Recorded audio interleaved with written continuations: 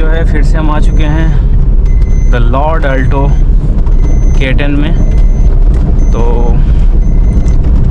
एक बहुत ही स्पेशल जगह लेके जाने वाला हूँ फिर से। एक तो ये सिंगल लेन है ना, तो यहाँ पे प्रॉब्लम बहुत ज़्यादा होती है बिकॉज़ आप एक ही गाड़ी को बाईपास करा सकते हो, बाकी दूसरी तो बाइक आउट हो जाती है ऑलरेडी।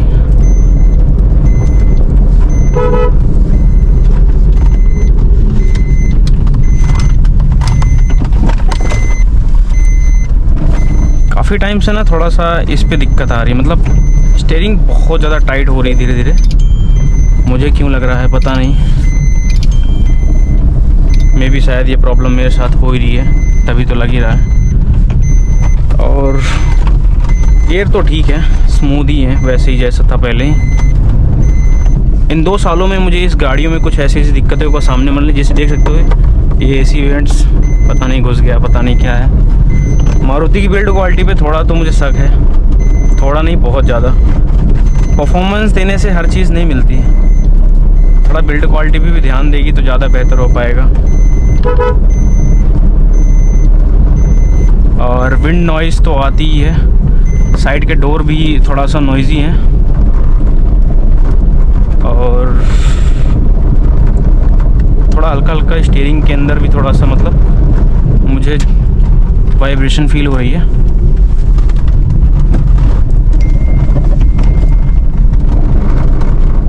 और शुरुआती से मुझे एक चीज़ की दिक्कत है कि सामने का थोड़ा सा अगर कोई सा भी हाई गियर पे अगर लो RPM पे गाड़ी को उठा रहे हो आप, तो ये वाला डैशबोर्ड में थोड़ा सा ऐसे वाइब्रेशन टाइप सी होती है, मतलब थोड़ा इरिटेट कर देती है वो चीज़। जबकि और भी गाड़ियों में ये सब चीज़ें नहीं है। हाँ ये भी है, बजट सेगमेंट की कार है तो हर चीज़ बजट जैसा मिलता है। चलो ये भी ठीक है। तो आप लोग भी यही सोच रहे होंगे कि मैं आज अपनी ऑल्टो की अच्छाई ना बताकर मैं बुराई क्यों बता रहा हूँ। उसका भी रीज़न है ना भाई कि हर चीज़ अच्छी नहीं होती, बताने से क्या होता है। हर सिक्के के 2 पहलू होते हैं, वो कहते नहीं कि एक अच्छा एक बुरा, तो दोनों चीज़ इसके अंदर है। हर गाड़ी में होती है, कोई सी बात नहीं। हर एक इंसान में भी होता है, हर एक गाड़ी में होता है, हर एक मशीन में होता है। अच्छाई या बुराई है दोनों बतानी चाहिए, क्योंकि अगले आदमी को अगर इस गाड़ी को लेना भी है तो उसको काफ़ी ज़्यादा हेल्पफुल हो पाए। बाकी नो डाउट फैमिली के लिए 5 सीटर स्मॉल कार, एक बजट सेगमेंट की हैचबैक नो डाउट परफेक्ट है।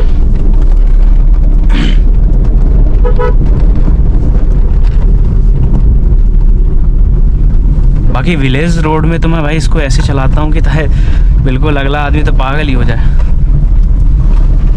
देख सकते हो सडनली क्या हुआ है कि अपने क्षेत्र में जो है ना 2-3 दिन से लगातार कंटिन्यूसली पानी जो है बारिश हो रही है, तो इसकी वजह से जो है रोड्स में कई सारे मतलब गड्ढे वगैरह होते हैं ना, तो पानी की वजह से सेम हो जाते हैं। तो कभी कभी ऐसा लगता है ना कि वहाँ पे पानी भरा है तो शायद गड्ढे नहीं होंगे, लेकिन वहाँ पे बहुत बड़े गड्ढे होते हैं। तो वहाँ पे बहुत ज़्यादा केयरफुली गाड़ी को ड्राइव करना पड़ता है।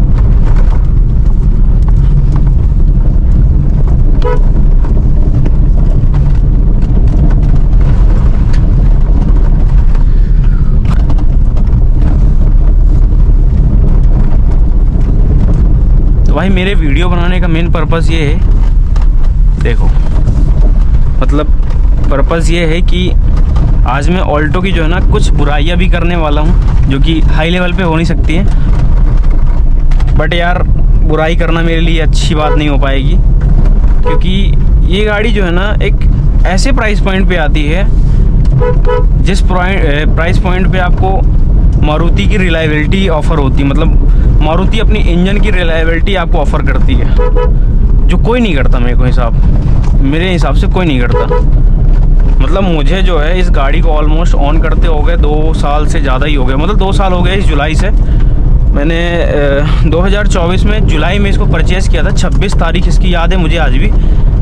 और उन बीच 2 साल के बीच में जो है ना इस गाड़ी को ऑलमोस्ट हमने अगर चला लिया होगा, तो इसका मैं एक एवरेज बताता हूँ आपको। ओके, तो ऑलमोस्ट हमने इसको 83,000 किलोमीटर चला लिया, मतलब 83,000।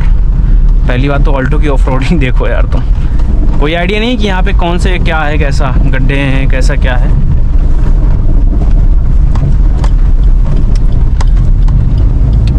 बट ये चीज़ है कि स्टिल ये आपको जो है ना मेंटली पावर देती है कि भाई निकालो तुम, जो भी होगा देखा जाएगा। ऐसे मैंने क्विड रेनॉल्ड करके आती है ना इसी की सेगमेंट की, तो उस पर मैंने एक चीज़ देखी है कि उसका जो है इंजन चैम्बर जो होता है वो बहुत ही नियरेस्ट होता है, मतलब ग्राउंड क्लियरेंस के सबसे मतलब अगर लोअर टाइप पॉइंट पे उसको लगाया जाता है कि पता नहीं सेंस क्या है रेनॉल्ड का, कुछ भी नहीं आइडिया है क्यों लगाती है उसको एकदम लोअर पॉइंट पे, मतलब बिल्कुल एकदम नीचे लगा के देती है कि चैम्बर अगर डैमेज होगा भी तो सबसे पहले उसी को डैमेज करती है।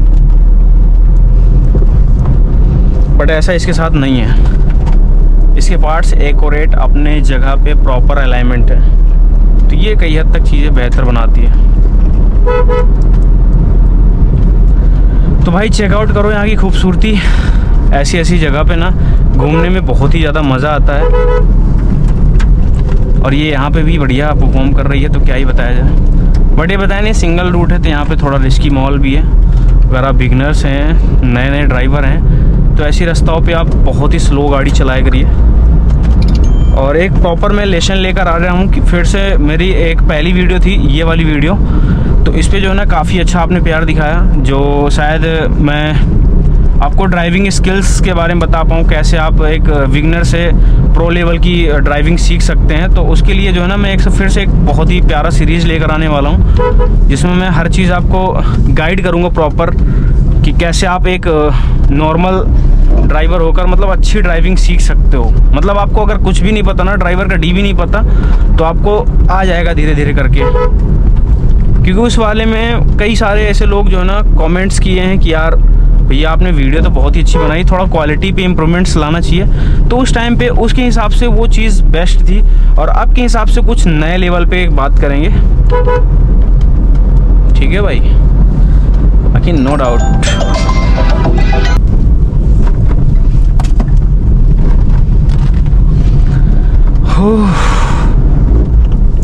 होप कि आपको यहाँ की खूबसूरती दिख रही होगी। भाई गांव में एक अलग ही सुकून है। वो बात अलग है कि शहर के लोगों को गांव अच्छा लगता है, गांव के लोगों को शहर अच्छा लगता है, बट प्रैक्टिकली जो है कुछ अलग ही है। प्रैक्टिकली कुछ अलग ऐसे हो सकती है कि कुछ लोगों को गांव ज़्यादा पसंद है, कुछ लोगों को शहर ज़्यादा पसंद है। जैसे क्या होता है, टीनएजर्स के लोग जो नए नए लड़के हैं उनको ज़्यादातर क्या होता है, चकाचौंध में रहने की आदत है, और थोड़ा बहुत घूमने फिरने के लिए अच्छे गुड प्लेसेस, बड़ी बड़ी बिल्डिंग, मल्टीनेशनल रोड्स वगैरह ऐसी ऐसी चीज़ें देखने का ज़्यादा अच्छा मन होता है। तो बस उसी के लिए जो है ना उन लोगों को शहर ज़्यादा अच्छा है। बट जो प्रैक्टिकली में सुकून चाहते हैं तो उनके लिए दैट वाज थिंक कि विलेज परफेक्ट हो सकता है। बट हमारे लिए दोनों ही बेस्ट है। हम तो गांव के इंसान हैं, शहर में भी रह लेंगे, गांव में तो रह ही रहे हैं। ये देखो,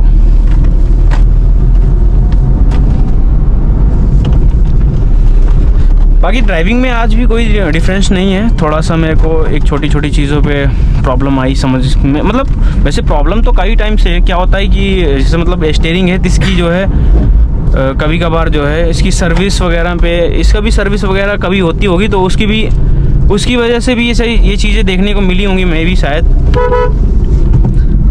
ओके, ऐसे बच्चे जो है बड़े दिक्कत देते हैं। हाँ, तो एक मेरे भाई ने कमेंट किया था कि आपके गांव में बच्चे नहीं हैं क्या? हाँ भाई, बच्चे तो हैं, लेकिन मेरी ड्राइविंग देख के सब घर के अंदर छुप जाते हैं। ठीक है, जहाँ देख लेते हैं कि प्रांशु भाई आ रहा है तो सब भाग जाते हैं। मजाक कर रहा हूँ,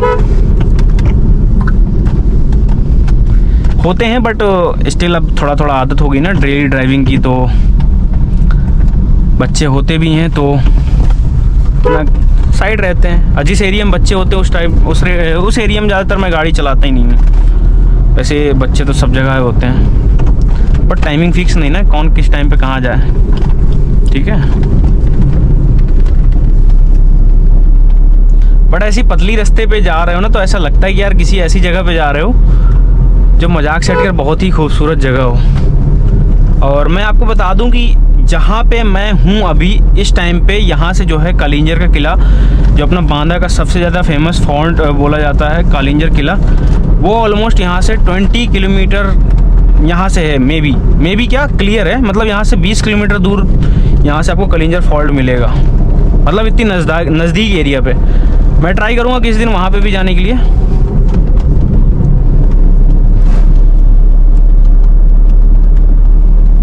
बट ऑल्टो की यार एक चीज़ मुझे बहुत अच्छी लगती है, हैंडलिंग। मतलब इस गाड़ी को आप फ्रंट व्हील ड्राइव होने के बाद जो है ना, मतलब वैसे तो सबसे ज़्यादा कैपेबल तो वही फ्रंट व्हील ड्राइव ही है। रियल व्हील ड्राइव तो स्पोर्ट्स कार या फिर एसयूवी वगैरह पे ज़्यादातर शो ऑफ मिलती है, मतलब दिखने को मिलती हैं। बट ऐसे बजट या फिर hatchback, compact SUV, compact sedans, इन सब में ऑलमोस्ट मोस्टली क्या होता है कि आपको फ्रंट व्हील ड्राइव ही मिलती है।